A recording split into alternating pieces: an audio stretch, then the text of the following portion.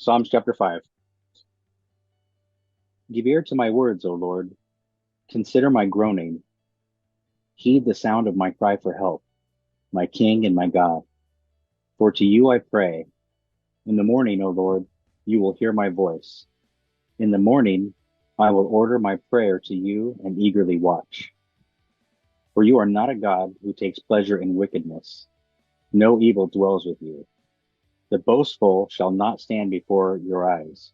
You hate all who do iniquity. You destroy those who speak falsehood. The Lord abhors a man of bloodshed and deceit. But as for me, by your abundant loving kindness, I will enter your house. At your holy temple, I will bow in reverence for you. O Lord, lead me in your righteousness because of my foes. Make your way straight before me. There is nothing reliable in what they say. Their inward part is destruction itself. Their throat is an open grave. They flatter with their tongue. Hold them guilty, O God. By their own devices, let them fall. In the multitude of their transgressions, thrust them out, for they are rebellious against you. But let all who take refuge in you be glad. Let them ever sing for joy, and may you shelter them.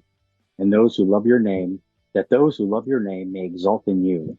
For it is you who bless the righteous man, O Lord. You surround him with a favor as with a shield. So you look at how David starts out with he's asking the Lord to listen to his groaning, to his crying. Um, and then he says something that I remember Ponzi talking about a lot of different times about praying in the morning. Um, and I probably do it 363 days out of the year, where it's a normal habit for me to get up, either before my family or very early and go to have that time with the Lord. It's important, you know, to do that. And then he says, in the morning, I will order my prayer to you and eagerly watch. Um, I don't like the way, so I sent this morning in the NLT, and I don't like what the NLT did with this. Mostly it's good, but it did say, I will watch expectantly or something like that. And so, leave it to the prosperities to seize on it and say, we'll see. Now he's Right, just saying that he's eagerly watching, right? And I right. think that's quite a bit different than, hey, I expect this. I'm praying Mhm. for this, but I'm expecting this. Now I think the caveat to that is the Lord gives us promises, right? He says that he's gonna bless us. He's never gonna leave us or forsake us. So if we're praying for the Lord to bless us with spiritual blessings, if He's already promised that, I think it's fair for us to expect that. If He's told us He's going to give that to us in His Word, where we Mhm. can get in trouble is if we're using that with material things, right? Right. And things of the flesh. So,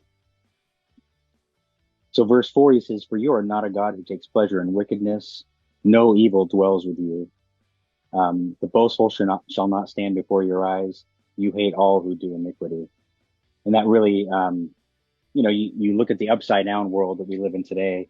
Um, it's very terrible. Just um, the gross immorality that we have in our country. Did you know that Iran calls America the Great Satan? Oh no. Wow. No, I didn't know that. Yeah, they've always called America the Great Satan. Um, I'm sure some of that's ideological, but we're evil. We're an evil, wicked nation, Mhm. and you see it more and more every day. Um, some of my uh, I work in physical security. It's a system administration part of security, and we're putting together uh, mostly my teammates. They're doing most of the work. I'm helping a little bit with it. They're putting together a presentation for leadership on mass shootings and how to mitigate those types of risks for the office, right? Mhm. And they were showing us some of the stats today of how just going back to 2017, how it's worse and worse and worse and worse. And it's not, and I'm not talking about, someone's defending themselves, right? Someone breaks into your house and you defend yourself, or you're carrying legally, someone attacks you and you defend yourself. I mean, people, you see it in the news. People are killing children. Hmm. We've talked about that. We've agreed that it's demonic. Romans 1 says that God gave them over to a depraved mind. And then he says again, God gave them over, right? And it's like a judgment thing. And when I see like how violent and evil, and wicked this country is, I almost can't help just think that that's judgment, where you see that and it's like, okay, well, you're saying down is up and up is down, so I'm giving you over, you know. Hmm. And then look at verse 6, you destroy those who speak falsehood, and then it says the Lord abhors the man of bloodshed and deceit. And of course, again, you look at all the lies, the perversions and stuff, not just this country, but mainly in this country. And it's disgusting. And then of course the violence. But then look at what David says. But as for me, by your abundant loving kindness, I will enter your house. And I love it how he doesn't just say, but as for me, I will enter your house. Look what he says. He says, by your abundant loving kindness. And what is that? That's the grace of God. That's someone who knows his sins have been forgiven, right? Hmm. He's that blessed man. Is it Psalm 32? Hmm. Yeah. The joys. So Hmm. yeah, the joys of those whose sins have been forgiven. Hmm. At your holy temple, I will bow in reverence for you. And then again, more praise to God in verse 8. Oh Lord, lead me in your righteousness because of my foes. Make your way straight before me. And then he goes into um, talking again about his enemies. And it's interesting. You look at verse 10, where he says, hold them guilty, O God, by their own devices, let them fall. In the multitude of their transgressions, thrust them out, for they are rebellious against you. And it's interesting because we've talked a whole bunch of times how, and I'm starting to read the Psalms to my family, and I reminded my daughters, um, and my wife last night that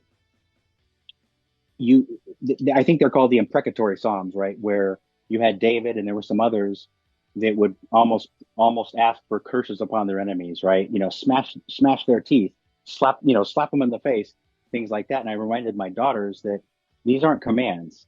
These are songs that David wrote and others wrote to the Hmm. Lord, asking, and this is pre-Christ, right? And so, um, but then I reminded them, what did Jesus say? Love your enemies, Right. bless those who curse you. That's a command, right? What David's telling us here is not a command. It's a song that he sung. So, um, that's important.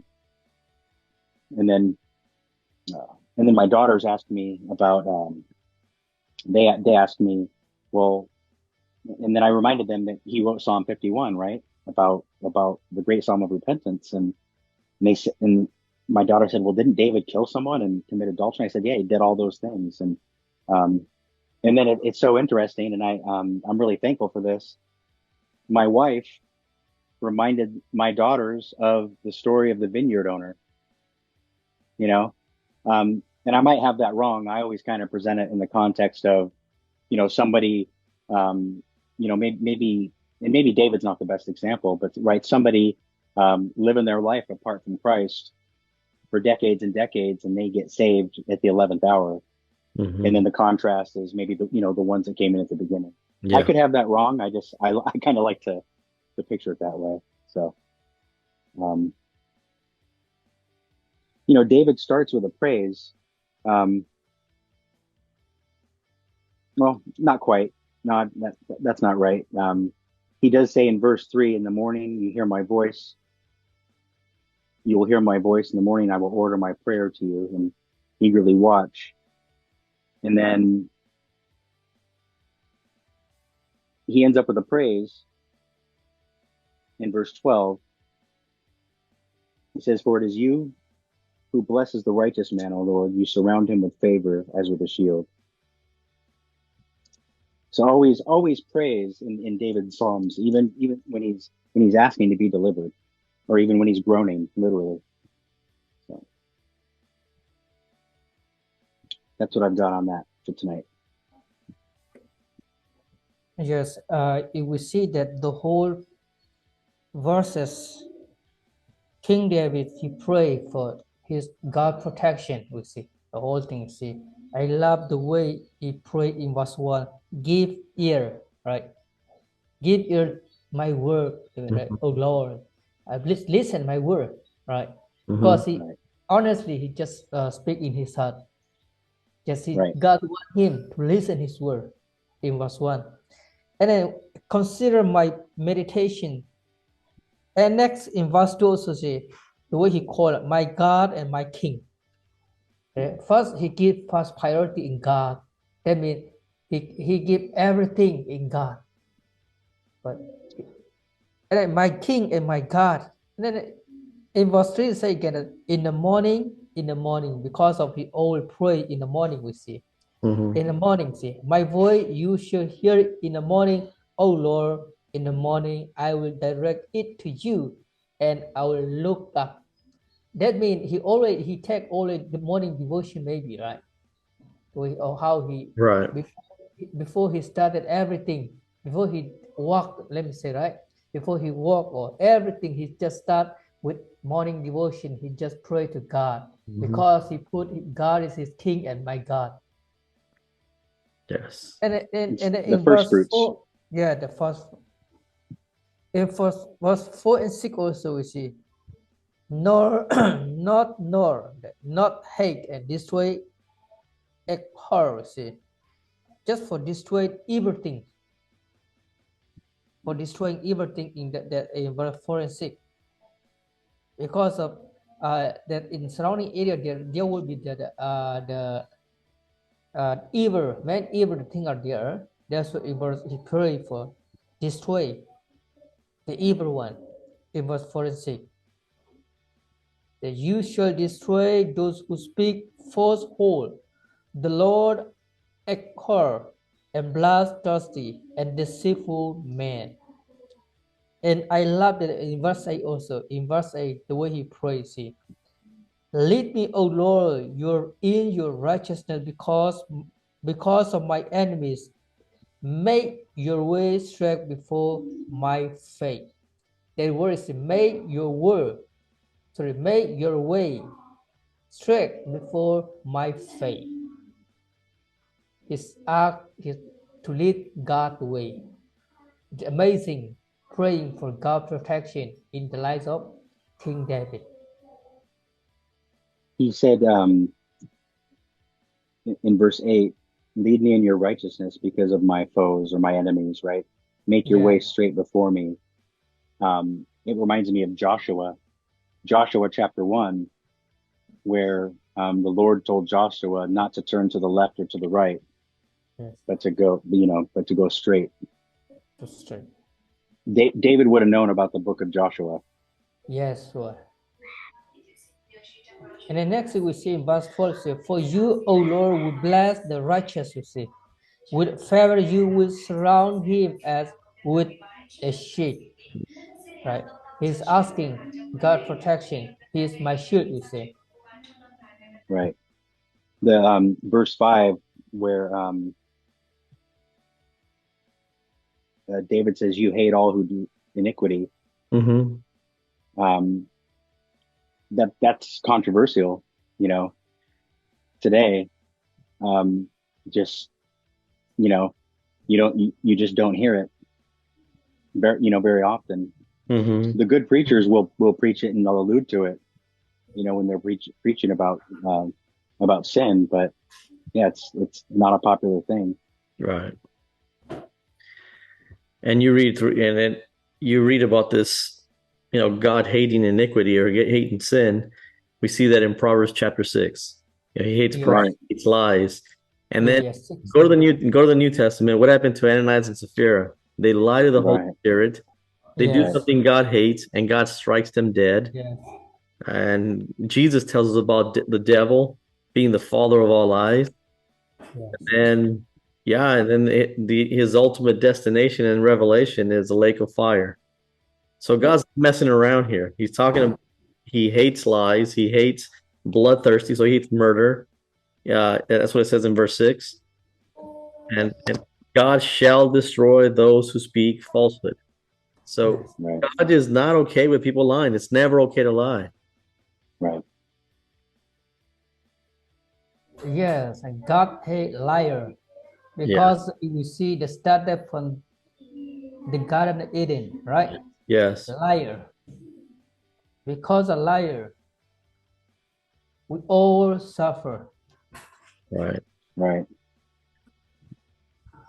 Or half truths, which is really, you know, Mhm. it's really the same thing, you know, the twisting of the truth. But it is really interesting. It starts off with, he's crying to the Lord, or he's asking the Lord to listen to his cry, and then he goes into God's characteristic, and he says, "You are not a God who takes pleasure in wickedness." So he knows his God, because Yes. Right. I know the kind of God you are, and you don't take pleasure in wickedness. You don't dwell, evil doesn't dwell with you.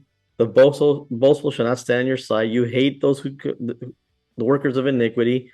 You destroy all those who speak falsehood, and you hate the bloodthirsty and deceitful man. But as for me, I will come to your house in the multitude of your mercy. Right. So, yes. Right. So in other words, I'm only coming to your house because you called me. Yep. Right? Not, you know, not in my own power or my own righteousness. And then, in fear of you, I will worship you. See, so he's wise. He has understanding because he fears the Lord. Right. That in verse 11, one is, but let all those who rejoice, who put their trust in you, Yes. right, let them ever shout for joy because you defend them. You defend them because who trusts, you see? Trust in you, God defend his people. Right. We see the history of Israel also, right? God always defend, God will protect his people.